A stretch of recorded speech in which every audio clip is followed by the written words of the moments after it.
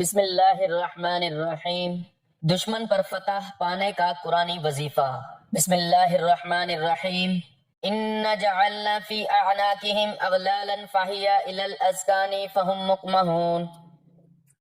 محترم ناظرین، دنیا فانی ہے اور اس دنیا میں کوئی بھی شخص ایسا نہیں جس نے دکھ، درد، دشمنی یا ظلم کا سامنا نہ کیا ہو۔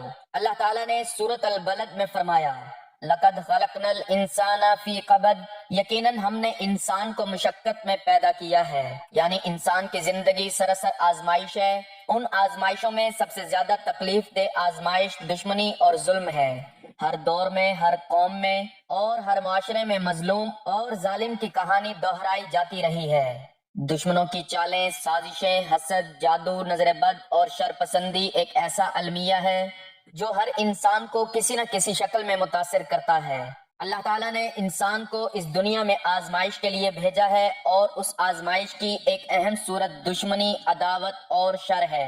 ہر انسان کی زندگی میں کچھ نہ کچھ ایسے افراد ضرور ہوتے ہیں جو بظاہر دوست نظر آتے ہیں لیکن باطن میں دشمن ہوتے ہیں۔ کچھ دشمن وہ ہوتے ہیں جو حسد، بغض، کینہ یا انتقام کے جذبے سے بھرے ہوتے ہیں، اور کچھ ایسے دشمن ہوتے ہیں جو کھلے عام شر، ظلم، زیادتی اور سازشوں کے ذریعے انسان کی زندگی کو برباد کرنے پر تلے ہوتے ہیں۔ ایسے حالات میں ایک مومن بندہ کہاں جائے؟ وہ کس دروازے پر دستک دے؟ دنیا کی عدالتیں یا قانون ہمیشہ مظلوم کی پکار نہیں سنتے۔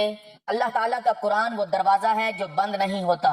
ہمارا آج کا وظیفہ بھی دشمن پر فتح پانے کے حوالے سے قرآن پاک کی ایک بہت ہی پیاری سورت کی آیت کا وظیفہ ہے کہ جسے پڑھ لینے سے انسان دشمنی، عداوت اور شر سے محفوظ رہتا ہے۔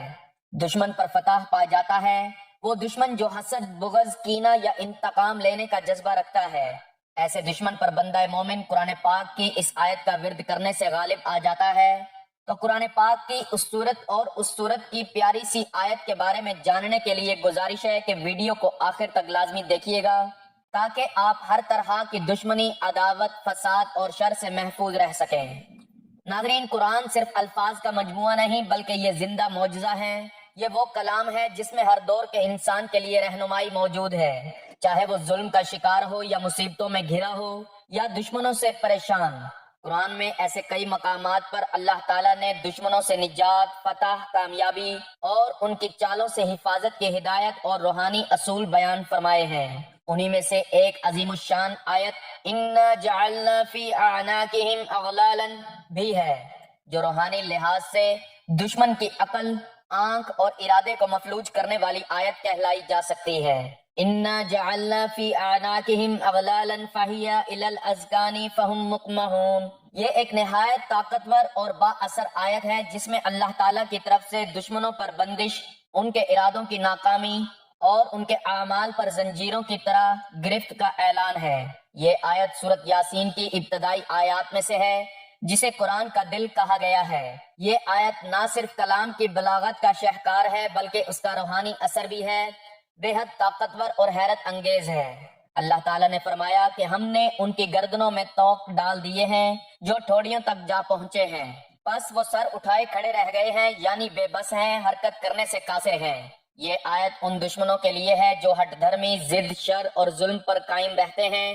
اس میں اللہ کی طاقتور قدرت جھلکتی ہے کہ وہ کس طرح انسان کے گرد و پیش سے، اس کے دل و دماغ سے، اس کی سوچ و عمل سے تمام صلاحیتیں چھین لیتا ہے۔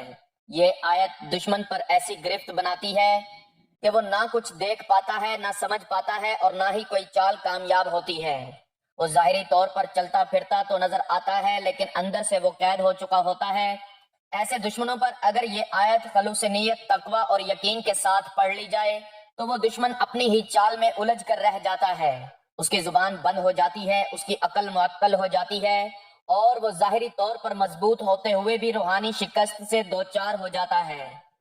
ناظرین، آج کے دور میں دشمنی صرف جسمانی نہیں بلکہ ذہنی، معاشرتی، روحانی اور نفسیاتی سطح پر بھی ہے۔ کبھی کوئی رشتہ دار آپ کو نیچا دکھانا چاہتا ہے، کبھی دفتر کا ساتھی ترقی کی راہ میں رکاوٹ بن جاتا ہے، کبھی کاروباری حریف ہیلے بہانے سے آپ کو ناکام کرنا چاہتا ہے، تو کبھی کسی انسان کی نظر بد، حسد یا جادو سے انسان کا سارا سکون برباد ہو جاتا ہے۔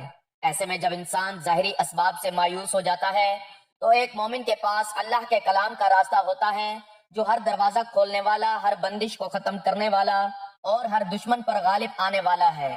اولیاء کرام فرماتے ہیں کہ قرآن کی آیات محض تلاوت کے لیے نہیں بلکہ ان کے اندر ایک روحانی طاقت پنہاں ہے۔ خاص طور پر وہ آیات جو دشمن کے مقابلے میں نازل ہوئیں، ان میں دشمنوں کے شر کو لوٹانے، ان کے ارادوں کو ناکام بنانے اور ان کی عقل پر پردہ ڈالنے کی طاقت ہے۔ ایسے میں اگر کوئی مومن اس آیت اِنَّا جَعَلْنَا کو نیت، یقین اور استقامت کے ساتھ وظیفہ بنائے تو اللہ تعالیٰ ایسے ایسے غیبی راستے کھولتا ہے کہ دشمن بے بس ہو جاتا ہے، یا خود اللہ کی طرف سے ایسا پردہ ڈال دیا جاتا ہے کہ وہ مومن کو کچھ نقصان نہیں پہنچا سکتا۔ بعض روایات میں آتا ہے کہ حضرت امام حسن بصری رحمت اللہ علیہ نے فرمایا کہ اگر کسی شخص کو دشمنوں کے شر سے محفوظ رہنا ہو تو اسے چاہیے کہ وہ قرآن کی اس آیت کا کثرت سے ورد کرے اور ساتھ میں صدق دل سے اللہ کی مدد مانگے۔ قرآن میں بار بار دشمن سے پناہ کی تعلیم دی گئی ہے اور اس کا سب سے مؤثر طریقہ ذکر، دعا اور آیات قرآنیہ کا وظیفہ ہے۔ اسلام ایک مکمل ضابطہ حیات ہے۔ اس میں دشمنی اور ظلم سے بچنے کے لیے وہ تعلیمات موجود ہیں جو انسان کو نہ صرف دنیاوی نقصان سے بچاتی ہیں بلکہ روحانی سکون اور اللہ کی حفاظت کی ضمانت بھی دیتی ہیں۔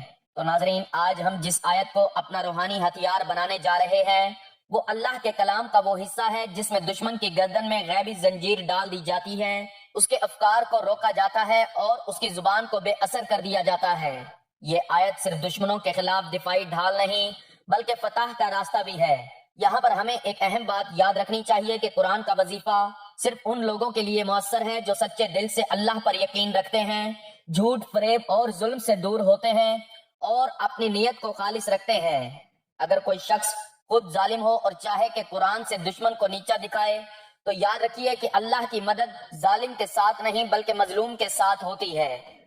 ناظرین محترم، ویڈیو میں آگے بڑھنے سے پہلے آپ کو بتاتے ہیں کہ اسلام میں دشمنی کا آغاز کب ہوا۔ دشمنی کی ابتدا حضرت آدم علیہ السلام کے وقت ہی ہو گئی تھی۔ شیطان نے حضرت آدم علیہ السلام سے دشمنی کی اور ان کے جنت میں داخلے کے بعد انہیں ورغلا کر زمین پر اتارنے کا سبب بنا۔ قرآن فرماتا ہے ان الشیطان لکم عدو فاتخذوہ عدوا، شیطان تمہارا کھلا دشمن ہے پس تم بھی اسے دشمن ہی جانو۔ اس آیت سے یہ معلوم ہوتا ہے کہ دشمنی صرف انسانوں کی دشمنی نہیں بلکہ سب سے پہلی اور بڑی دشمنی شیطان کی انسان کے ساتھ ہے۔ پہلی انسانی دشمنی حضرت آدم کے بیٹوں قابیل اور حابیل کے درمیان پیش آئی۔ حضرت آدم علیہ السلام کے بیٹوں قابیل اور حابیل کا واقعہ قرآن و سنت کی روشنی میں نہایت سبق آموز اور فکر انگیز ہے۔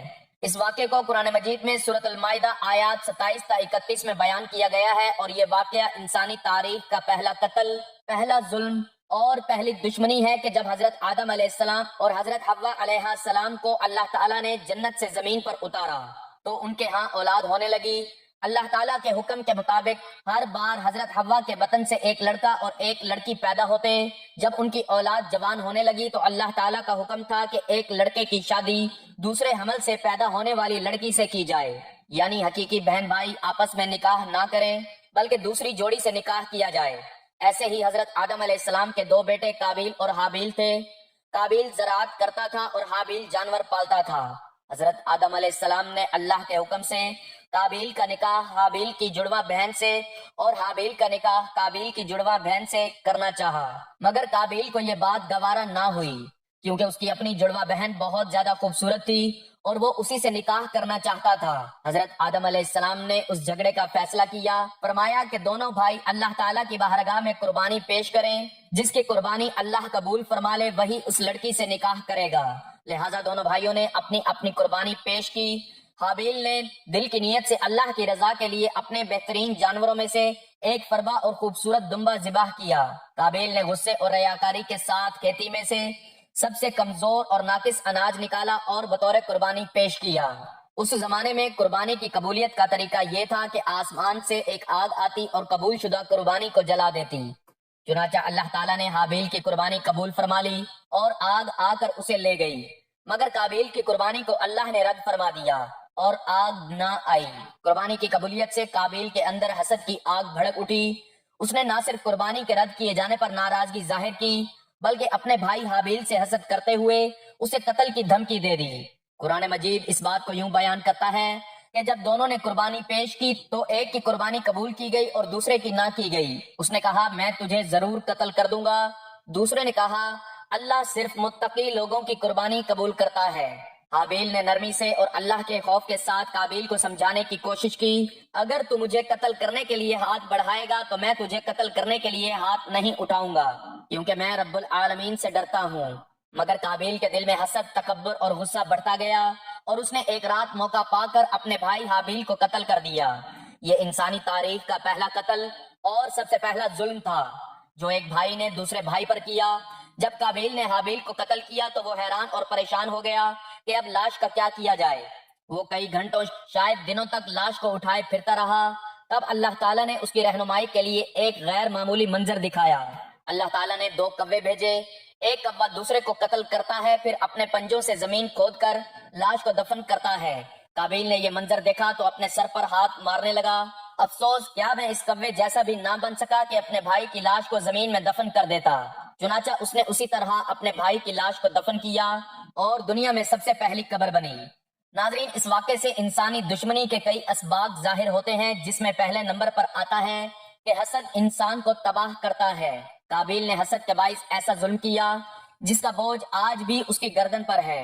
دوسرے نمبر پر آتا ہے کہ نیکی اللہ کی رضا کے ساتھ قبول ہوتی ہے، نیت کا خلوص اور تقوی ہی عبادت کی قبولیت کی بنیاد ہے۔ نمبر 3 کہ عدم تشدد اور صبر کی اعلیٰ مثال۔ حابیل نے قاتل بھائی کو قتل کرنے کے بجائے صبر اور اللہ کے خوف کو ترجیح دی۔ نمبر 4 قبر کی ابتدا۔ کوے کے ذریعے اللہ تعالیٰ نے انسان کو دفن کا طریقہ سکھایا، اور سب سے آخر میں ہے کہ ہر قتل کا گناہ قابیل کے کھاتے میں ہے۔ ایک حدیث کے مطابق جو بھی انسان ناحق قتل کیا جائے گا اس کے خون کا کچھ بوجھ قابیل پر بھی ہوگا، کیونکہ وہ پہلا قاتل تھا۔ تو ناظرین محترم، وقت کی نزاکت کو مد نظر رکھتے ہوئے چلتے ہیں اس قرآنی آیت کی جانب، اس قرآنی وظیفے کی جانب کہ جس میں آپ کو قرآن پاک کی بہت ہی پیاری سورت کی آیت کے بارے میں بتایا جائے گا کہ آپ نے یہ آیت دشمن پر فتح پانے کے لیے کب، کیسے اور کتنی تعداد میں پڑھنی ہے۔ تو ناظرین، اس عمل کو کرنے کے لیے سب سے پہلے یقین ضروری ہے کہ انسان مکمل توجہ اور اللہ تعالیٰ کی ذات پر یقین کرتے ہوئے خاموشی اور یکسوئی کے ساتھ بغیر کسی سے لڑائی جھگڑا کیے یہ وظیفہ کرے۔ یہ عمل صرف اس وقت کرے جب کوئی ظلم، حسد، جادو یا سازش کر رہا ہو، اور اس ظلم سے بچنے کے لیے، اس حسد اور سازش سے بچنے کے لیے ہر وقت اللہ کی مدد کا انتظار کرے، پوری عاجزی سے فریاد کرے، اور اس عمل کو کرنے کا مقصد دشمن کے شر سے محفوظ رہنا، اس کے منصوبوں کو ناکام بنانا، اس کے دل میں خوف، کمزوری اور الجھن ڈالنا ہو، اور اللہ کی مدد سے دشمن پر غلبہ حاصل کرنا ہو۔ ناظرین، یہ عمل آپ کسی بھی وقت کر سکتے ہیں، لیکن اس کا بہتر وقت نماز عشاء کے بعد یا تہجد کے وقت، لیکن اگر آپ دن میں پڑھنا چاہیں تو ظہر یا عصر کے بعد بھی پڑھ سکتے ہیں، تب بھی زیادہ مؤثر ہے۔ وظیفے کا مکمل طریقہ کار یہ ہے کہ آپ سب سے پہلے باوضو ہو جائیں، تنہائی میں کسی پاک صاف جگہ پر بیٹھ جائیں اور سب سے پہلے 3 مرتبہ آپ بسم اللہ الرحمن الرحیم پڑھ لیں۔ اس کے بعد حضور پاک صلی اللہ علیہ وآلہ وسلم کی ذات اقدس پر درود پاک کا نذرانہ پیش کریں۔ درود پاک آپ کوئی سا بھی پڑھ سکتے ہیں، آپ صلی اللہ علی محمد پڑھ لیں، آپ صلی اللہ علیہ وآلہ وسلم پڑھ لیں، یا آپ نماز والا درود ابراہیمی جس کی فضیلت اور برکت بہت زیادہ ہے وہ پڑھ لیں۔ ایک بار ثواب کی نیت سے میرے ساتھ بھی درود پاک پڑھ لیں۔ اللہم صلی علی محمد وعلی آل محمد کما صلیت علی ابراہیم وعلی آل ابراہیم انک حمید مجید۔ اللہم بارک علی محمد وعلی آل محمد کما بارکت علی ابراہیم وعلی آل ابراہیم انک حمید مجید۔ درود پاک پڑھنے کے بعد آپ نے قرآن پاک کی سورت یاسین کی اس آیت کی تلاوت کرنی ہے۔ ان جعلنا فی اعناقہم اغلالا فہی الی الاذقان فہم مقمحون۔ ہر مرتبہ دل میں اس دشمن کا تصور رکھیں جو آپ کو نقصان پہنچا رہا ہے۔ آپ نے یہ آیت تسبیح کے دانوں پر گن کر یا ہاتھوں کی انگلیوں پر گن کر توجہ اور دھیان کے ساتھ صرف اور صرف 41 مرتبہ پڑھنی ہے۔ اس میں تعداد کی کمی بیشی بالکل بھی نہ ہو۔ یہ آیت 41 مرتبہ پڑھنے کے بعد آپ نے قرآن پاک کی ایک اور بہت ہی پیاری آیت حسبنا اللہ و نعم الوکیل ترجمہ اللہ ہمیں کافی ہے اور وہی بہترین کار ساز ہے پڑھ لینی ہے۔ اس آیت کو بھی آپ نے تسبیح کے دانوں پر یا ہاتھوں کی انگلیوں پر گن کر صرف 41 مرتبہ پڑھ لینا ہے۔ یہ 2 آیات بتائے گئے طریقے اور ترتیب سے پڑھنے کے بعد آپ نے اللہ تعالیٰ کے بہت ہی پیارے ناموں کی ایک تسبیح پڑھنی ہے، یعنی مکمل 100 مرتبہ آپ نے یا حفیظ، یا سلام، یا اللہ پڑھنا ہے۔ اس عمل کو آپ نے آزمانے کے لیے یا مذاق میں نہیں پڑھنا۔ یہ وظیفہ کرنے کے لیے ضروری ہے کہ حرام کھانے سے پرہیز کریں، رزق حلال کا خیال کریں، زبان سے کسی کو برا بھلا نہ کہیں، سب کچھ اللہ کے سپرد کر دیں۔ جب آپ ان باتوں کا خیال کر کے دشمن کا تصور کرتے ہوئے یہ عمل، یہ وظیفہ بتائی گئی تعداد اور ترتیب سے پڑھیں گے تو آپ کو دشمن پر فتح حاصل ہوگی۔ دشمن کی طاقت کمزور ہونے لگے گی، وہ خود الجھن، پریشانی اور رکاوٹ کا شکار ہوتا جائے گا۔ اللہ تعالیٰ آپ کی غیبی مدد فرمائے گا، دل کو سکون، ذہن کو اطمینان اور حالات میں بہتری آئے گی۔